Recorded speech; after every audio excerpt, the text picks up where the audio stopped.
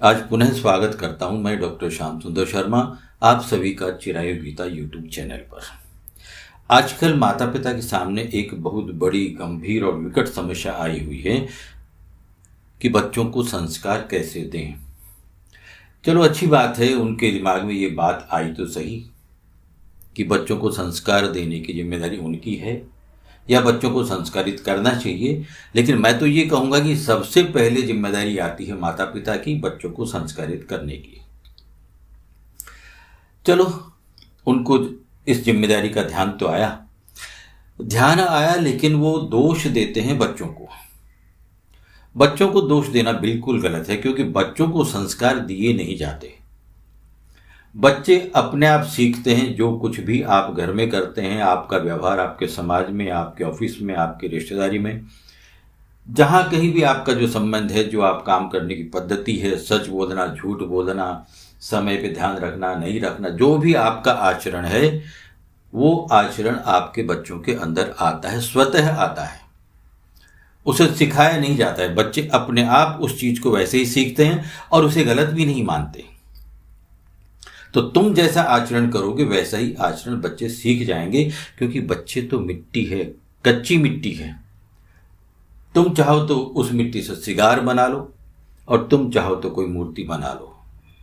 समझ लो कि तुम कुम्हार हो और तुम जानते हो कि मटका जब पक जाता है तब उसको दूसरे किसी आकार में ढाला नहीं जा सकता है, किसी और वस्तु का उसको आकार नहीं दे सकते हैं। तो जब तक कच्ची मिट्टी है तब तक आप उसे जो भी चाहें उस रूप में आकार दे सकते हैं।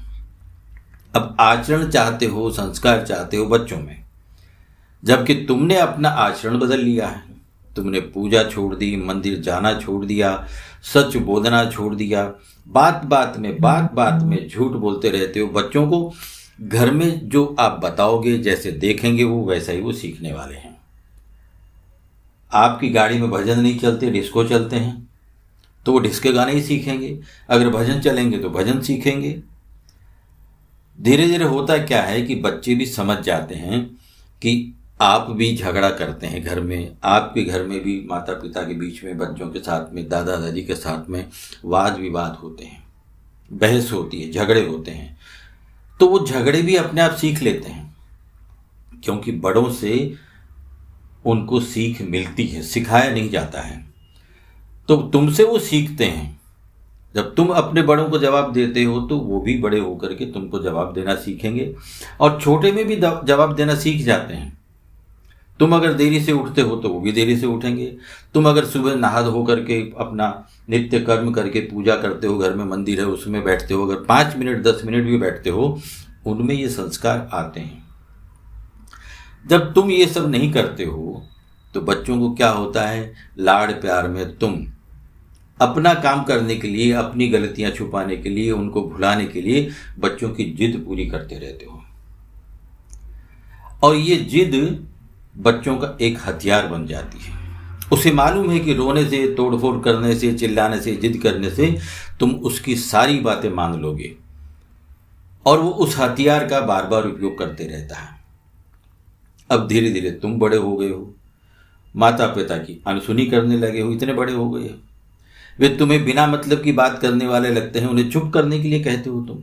क्यों भूल जाते हो तुम कि भयंकर ठंड में उन्होंने ही तुम्हें ठंड से बचाया है। बचपन में जब तुम पाजामे का नाड़ा भी नहीं बांध सकते थे, जूते की लेस भी नहीं बांध सकते थे, तब वो तुम्हें ही तैयार करते थे। पूरे सप्ताह की स्कूल की यूनिफॉर्म उन्हें याद रहती थी। कभी तुम्हें टिफिन के बिना स्कूल नहीं भेजा। आज तुम उनकी समझदारी पर सवाल उठाते हो। अब तुम्हारे माता पिता बुजुर्ग हो गए, बूढ़े हो गए।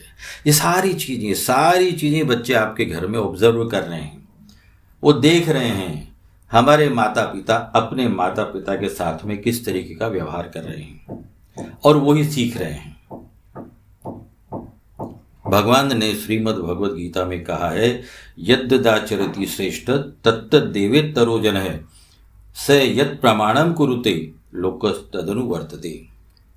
जो श्रेष्ठ व्यक्ति हैं, आपके घर में आप ही श्रेष्ठ हैं, माता पिता श्रेष्ठ होते हैं, दादा दादी श्रेष्ठ होते हैं। तो मान लो अगर आप शराब पीते हैं, मांसाहार करते हैं, घर में ला करके पीते हैं, खाते हैं, तो बच्चों को उसमें कोई गलत नहीं लगता है, बच्चों की उसमें गलती है ही नहीं। और दोष देते हो तुम बच्चों में कि बच्चों में संस्कार नहीं है। संस्कार आएंगे कहाँ से? तुमने संस्कारित किया ही नहीं है, तुम खुद संस्कार छोड़ चुके हो। तुम घर में बैठकर शराब पियोगे और उनको बोलोगे कि शराब अच्छी चीज़ नहीं है। तुम सिगरेट पियोगे, तुम बोलोगे सिगरेट अच्छी चीज़ नहीं है। कैसे मानेंगे वो?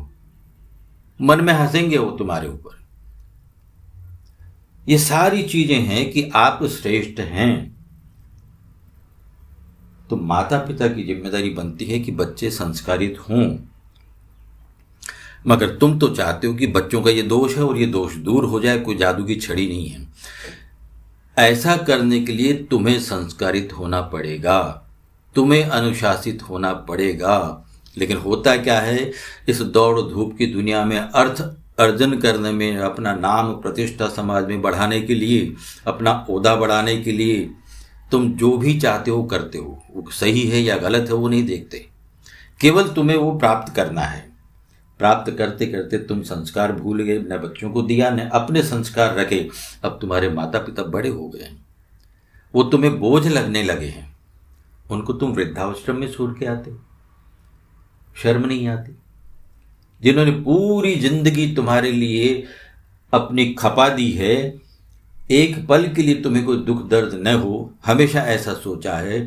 खुद ने सूखी खाई है, तुम्हें गीला खिलाया है, खुद ने फटा हुआ पहना है, तुमको सिला हुआ नया पहनाया है। सारे त्योहारों की अपनी जो मर्जी है वो उन्होंने दबाई है और तुम्हारी मर्जी पूरी की है। और फिर भी तुम ये करते हो कि तुम अभी समय नहीं दे सकते, घर में जगह नहीं है, और अपने माता पिता को तुम वृद्धाश्रम में भेज के आते हो। तो संस्कार कहां से आएंगे भाई? संस्कारित तुम्हें होना पड़ेगा। बच्चों को दोष मत दो, तुम श्रेष्ठ हो घर के, तुम्हारा जो आचरण है वो आचरण देख करके बच्चे अपने आप वही आचरण सीखेंगे, तुम्हें सिखाना नहीं पड़ेगा। तो अपना आचरण सुधारिए, अपने संस्कारों को वापस लेके आइए। बच्चों को साथ में नहीं रखते, साथ में खाना नहीं खाते, कैसे होगा संस्कार उनमें? कहां से आएगा? तो हमेशा ध्यान रखिए कि अपने आप को संस्कारित करें, उससे आपके बच्चे स्वतः संस्कारित हो जाएंगे। जय श्री कृष्ण, जय श्री राधे।